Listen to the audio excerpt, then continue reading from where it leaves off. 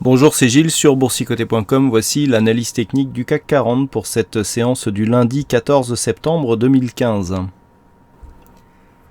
Avec aujourd'hui finalement une séance de baisse puisque malgré une ouverture légèrement haussière et donc un début de séance qui est parti à la hausse assez rapidement, eh bien le CAC 40 clôture encore une fois en baisse à 4518,15. Alors on perd 0,67% sur cette séance, un peu plus de 30 points perdus par rapport au cours de clôture de vendredi.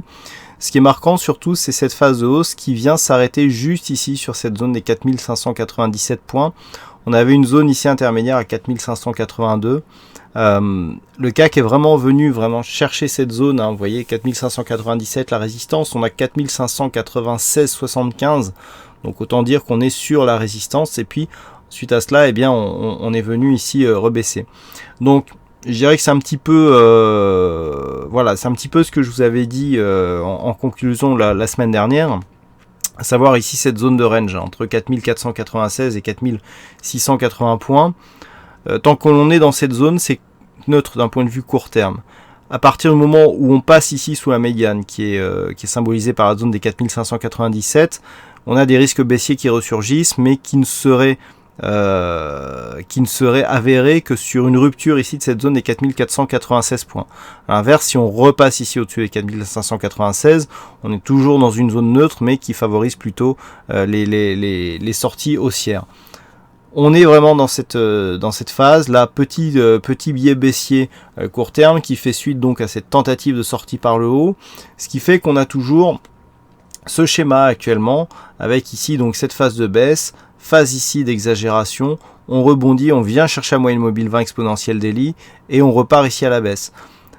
Si on casse vraiment cette zone des 4496, eh bien c'est ce scénario qui se matérialisera, avec donc comme objectif un retour ici, au moins sur la bolle inférieure, voire potentiellement sur le plus bas significatif que nous avions eu le 24, à savoir à 4230 points. Pour l'instant, nous sommes dans un range court terme, donc tant que l'on est entre ces deux zones, on peut effectivement tenter des rebonds sur cette zone 4496 et des rebonds, vendre ici cette zone de point haut. Le range ne durera pas indéfiniment, on va bien sortir à un moment ou à un autre, mais pour l'instant, on est à l'intérieur de ce mouvement. À l'approche ici des 4496, il n'y a pas énormément de velléité haussière qui se déclenche.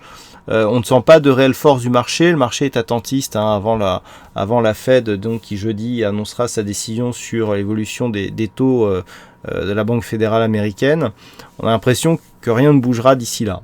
Peut-être une occasion de effectivement mettre en place des stratégies de range, mais on n'est jamais à l'abri d'une rupture sur ce genre de configuration.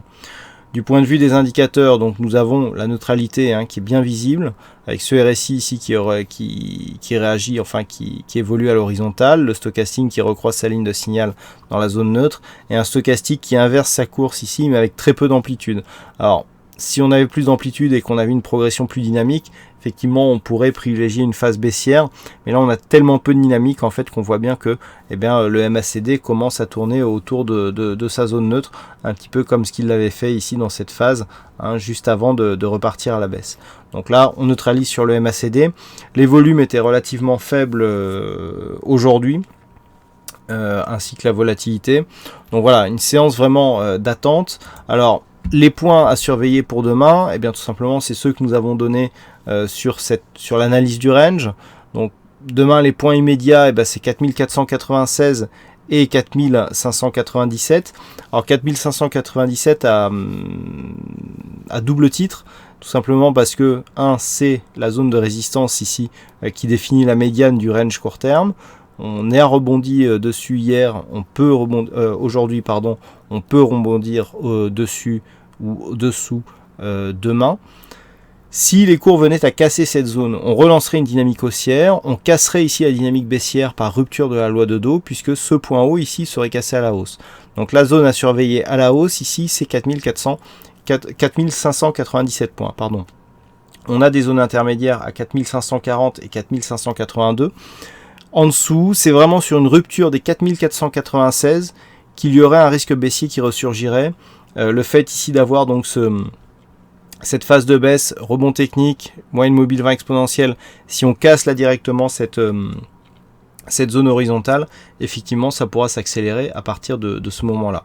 Voilà, pas grand-chose d'autre à dire sur cette analyse technique du CAC 40. Alors aujourd'hui, il y avait un fixing, c'est Bono qui gagne sur cette session, donc bravo à toi Bono. En ce qui concerne les statistiques, donc la statistique de jeudi n'a pas été réalisée. Par contre, en ce qui concerne la statistique que nous avons aujourd'hui, on a une configuration assez similaire et donc des chiffres qui seront proches aussi. Donc on a une probabilité haussière qui est assez marquée, on a 63% de probabilité haussière, un nombre d'occurrences significatif, donc d'après les statistiques ça devrait remonter, et du point de vue des chiffres à 5 jours, eh bien on a des chiffres qui sont à peu près les mêmes que ceux que nous avions hier, ou en tout cas pour la séance du jour. Donc on le voit, hein, statistiquement on est plus ici sur une phase de contact avec rebond à suivre que sur une phase de cassure, mais ce ne sont que des statistiques, même s'il y a 90% de cas gagnants, ce qui n'est pas le cas, hein, sur cette configuration, je vous rassure, mais dans l'éventualité où un jour il y avait 90% de trades précédents qui allaient dans le même sens, et bien ça ne veut pas dire qu'il reste les 10% et qu'on ne va pas tomber dessus. Voilà donc pour cette analyse technique du CAC 40. Bonsoir à tous, bonne chance dans le prochain trade. On se retrouve donc dès demain pour d'autres analyses techniques sur le site boursicoté.com.